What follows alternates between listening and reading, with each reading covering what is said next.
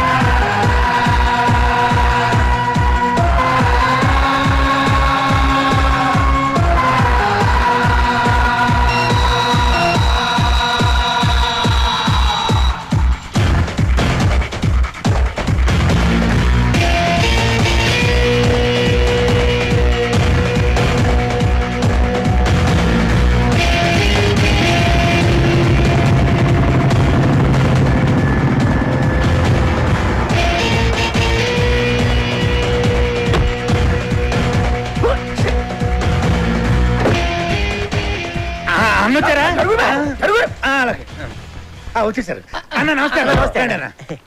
Ring road కాడ పాట చూపిస్తానన్నావని మా వాళ్ళని తీసుకొచ్చి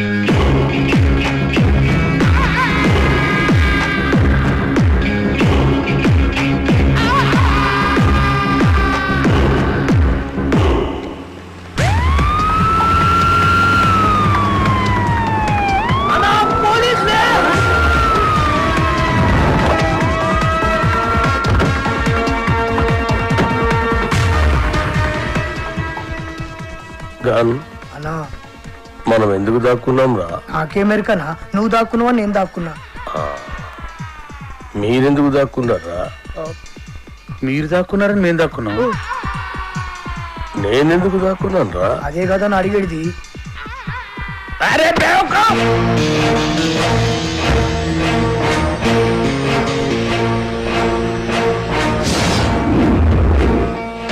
అందరూ వచ్చారు. రింగ్ రోడ్ సభ త్వరగా వచ్చకండి.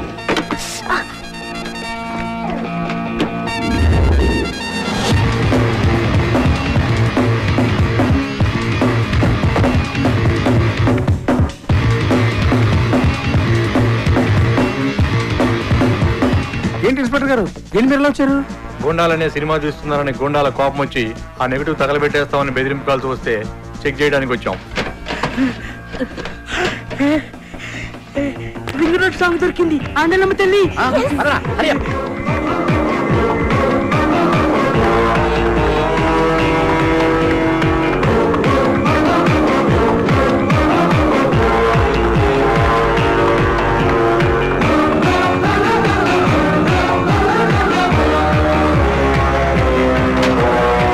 ఈ రింగ్ రోడ్ కాడ సాంగ్ తో బాబుగాడి కెరియర్ ఫినిష్.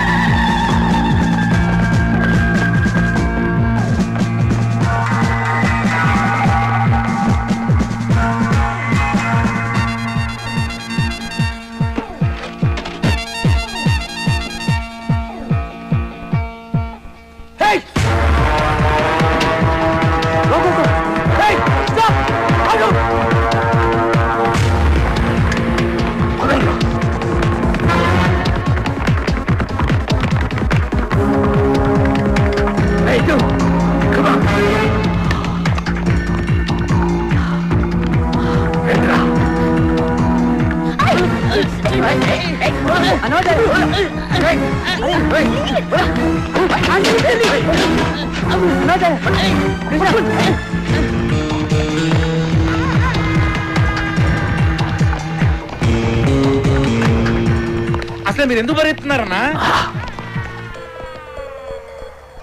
నువ్వెందుకు పరిగెడుతున్నావురా? అలా నాకేం మరి కానీ నువ్వు పరిగెత్తున్నావు, నేను పరిగెత్తున్నా. మీరెందుకు పరిగెడుతున్నారా? మీరు పరిగెడుతున్నారా? సార్ మరి నేనెందుకు పరిగెడుతున్నాను? ఏ కాదని అడిగడిది.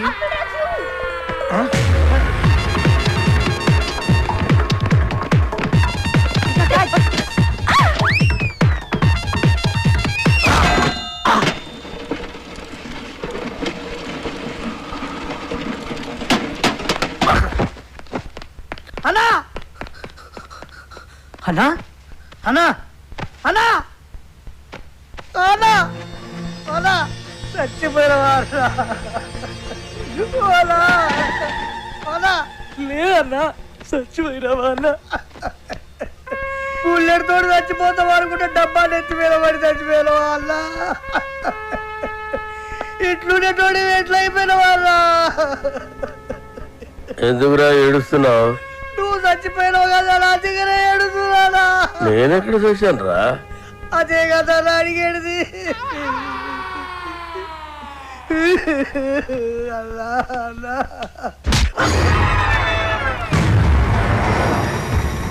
చూడు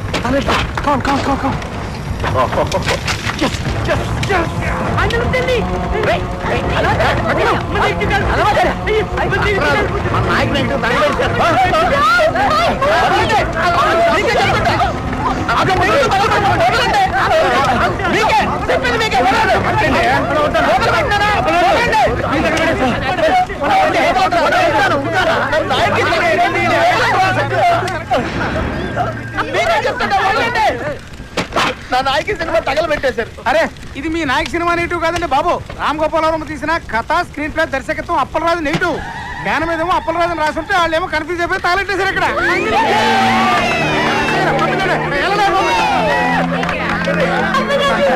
సినిమా ఇది తగలెట్టింది నాయకి సినిమా కదా, అప్పలరాజు అని వేరే సినిమానా? ఓ బ్లడీ షిట్! ఏంటా కొంచెం కూడా బుద్ధి లేరా? సరిగ్గా చూసుకోవచ్చుగా. కదా స్క్రీన్ ప్లే, దర్శకత్వం అప్పలరాజు రాసుంటే ఎవరి సినిమాలో ఎందుకు అనుకుంటాం? ఇప్పుడు ఆ సినిమాని ఆపడానికి చేసిన అన్ని ప్రయత్నాలు తప్పాయి. ఇప్పుడు ఆ బాక్స్ ఆఫీస్ దేవుడే కాపాడాలి. బాక్స్ ఆఫీస్ దేవుడా ప్లీజ్.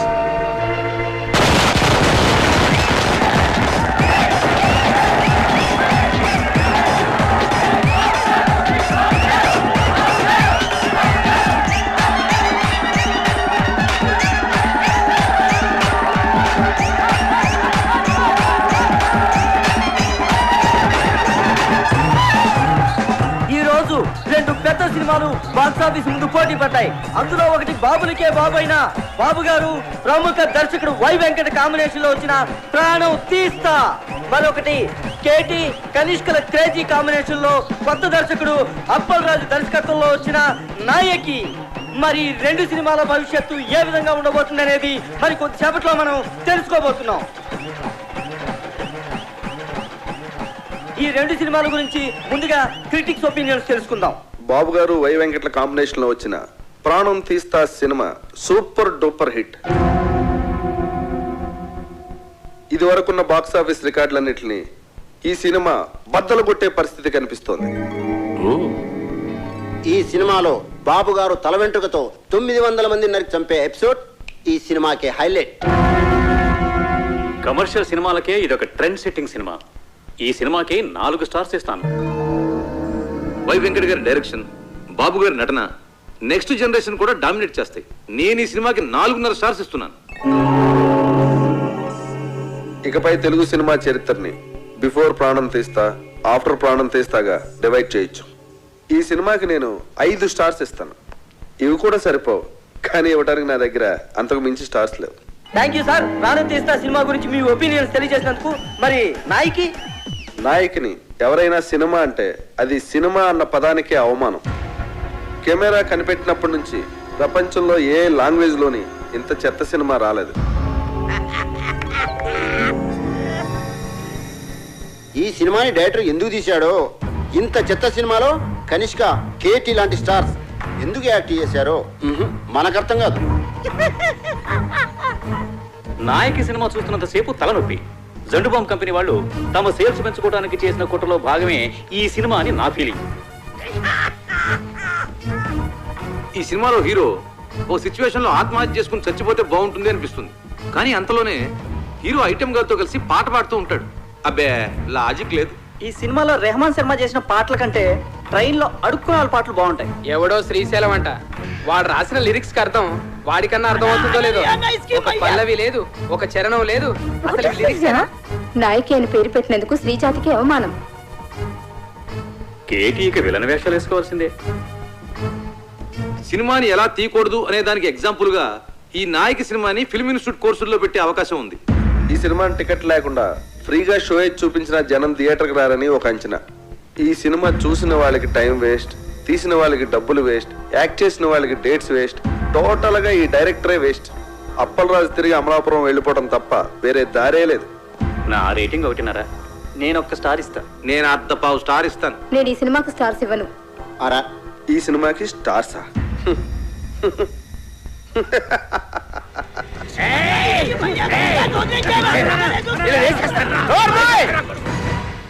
వాళ్ళు మాట్లాడిన దాంట్లో తప్పే ఉంది. నీ పాటలు వాళ్ళు చెప్పిన దానికంటే పరమ చెత్త. అన్న పాటలంతా అవరా బా.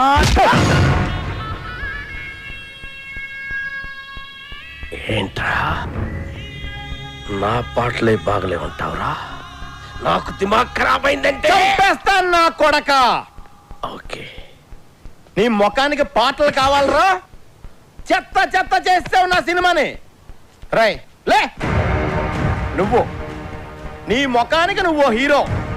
ఐటమ్ సాంగ్ వద్దురా మగడా నెత్తి నోరు కొట్టుకుని చెప్తున్నా వినకుండా పెట్టించావు. చూడు ఇప్పుడు ఏం జరిగిందో. అది కాదు అప్పలరాజు. సెక్స్ సినిమాలు తీసుకునే నువ్వు నా నాయకిని కూనీ చేయడానికి పుట్టావురా. నీకు తోగ్గాడుంటాడు ఆడెక్కడా? రాయ్ ఇలా రా. ఈడో పెద్ద క్రియేటర్లా పోజు పెట్టి అడ్డమైన సలహాలు నాకు చెప్పి నన్ను ప్రతి విషయంలోనూ కాంప్రమైజ్ చేయించి అసలు నా సినిమాలో ఏవైతే ఉండకూడదని నేను అనుకున్నానో అవన్నీ పెట్టించి అసలు నేను అనుకున్న కథ ఏంటి, తయారైన సినిమా ఏంటి? కథ విషయంలో ఏ లెట్టొద్దు అన్నాను. ట్రాజడీ సినిమాలో ఐటమ్ సాంగ్స్ వద్దు అన్నాను. హీరో సూసైడ్ చేసుకోవాలి అన్నాను. హీరోయిన్ కి మేకప్ వద్దు, మోడర్న్ కాస్ట్యూమ్స్ పనికిరావు అన్నాను. కొత్త బట్టలు కావాలని దీని అమ్మ. రాయ్, ఈ రౌడీ గాడు పాటలు రాయడం ఏంటి అన్నాను. అసలు ఆ రింగ్ టోన్ రెహమాన్ గాడు మ్యూజిక్ డైరెక్టరే కాదన్నాను. వెళ్ళా. నేను అమలాపురం రంభా థియేటర్లో సినిమా చూస్తున్నప్పుడు అసలు ఏమనుకున్నాను, ఏం చేయడానికి ఇక్కడికి వచ్చాను, మీరంతా కలిసి నాతో ఏం చేయించారు? ఎవడికి నచ్చినట్టు ఆడి మార్చేసి, ఎవడికి ఇష్టం వచ్చింది ఆడి పెట్టేసి నా నాయకిని సర్వనాశనం చేశారు. నాశనం చేశారు.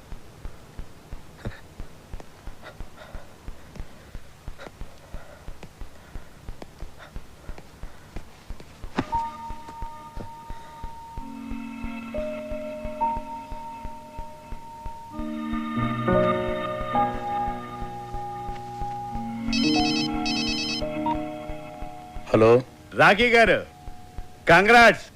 మీ సినిమా సూపర్ డూపర్ హిట్. బాబు గారు యాక్ట్ చేసిన ప్రాణం తీస్తా డిజాస్టర్. దానికి షోకి కలెక్షన్లు పడిపోతున్నాయంట. మన సినిమాకి షోకి కలెక్షన్లు పెరిగిపోతున్నాయట. బ్లాక్ లో మన సినిమా టికెట్ 1000 రూపాయలకి కూడా దొరకటం లేదట. రిపీట్ ఆడియన్స్, జనం గోల, కేకలు, అరుపులు. ఏమండి, మేము అసలే డల్ మూడ్ లో ఉంటే మధ్యలో మీ జోక్స్ ఏంటండి? జోక్ ఏంటండి? మీరు టీవీ పెట్టుకోండి, మీకే తెలుస్తుంది.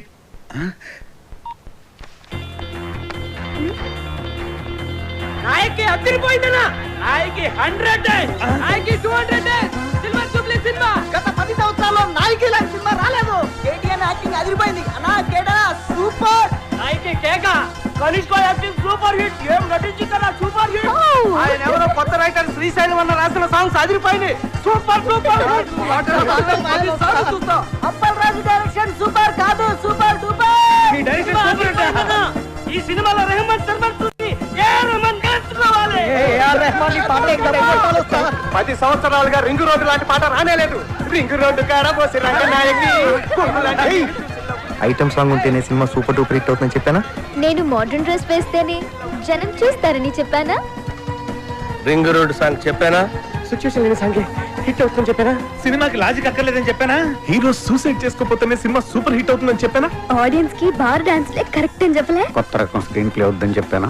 ఆంగ్లం తెలుగు సినిమా ఇచ్చేస్తారని చెప్పాను కదా సార్. నాకు నచ్చితేనే హిట్ అని చెప్పానా? చెప్పావు. నేనేం చెప్పలేదే.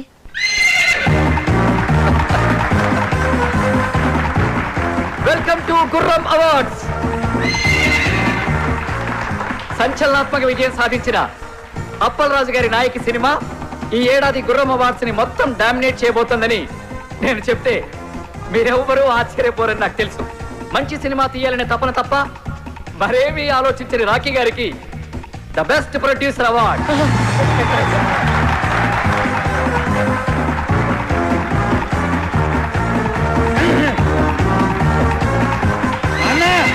ఇది నీకోసం. Thank you.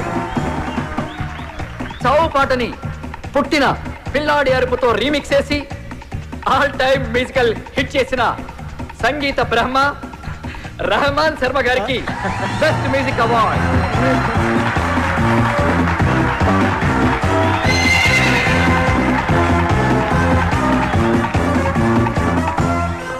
మొదటిసారి పెన్ను పట్టుకుని తన పాటలతో మహాగీత రచయితల్ని మట్టి కరిపించిన శ్రీశైలం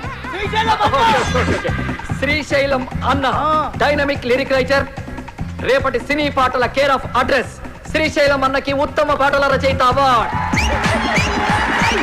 రింగు రోడ్డు కాడ రంగనాయకి అనే పాటకి ఈ award.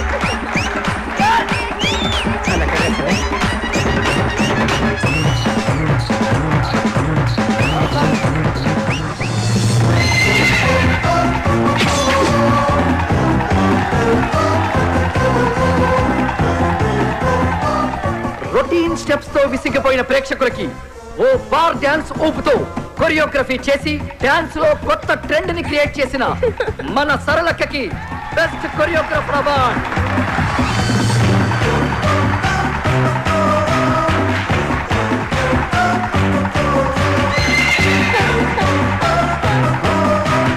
Thank you సరళక్క.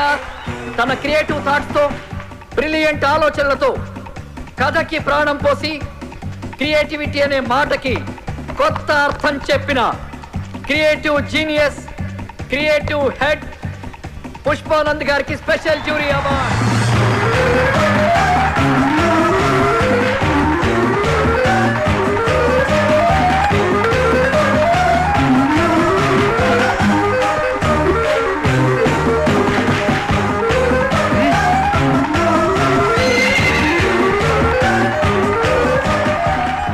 Star KT గారు ఎరగదీసి చేసిన క్యారెక్టర్ గాను ఏమాత్రం కన్సిస్టెన్సీ తగ్గకుండా పర్ఫెక్ట్ గా పర్ఫార్మ్ చేసినందుకు గాను ఈ మేటి బెస్ట్ పర్ఫార్మెన్స్ అవార్డ్ కేటీ గారికి. కేటీ గారు please welcome to the dance.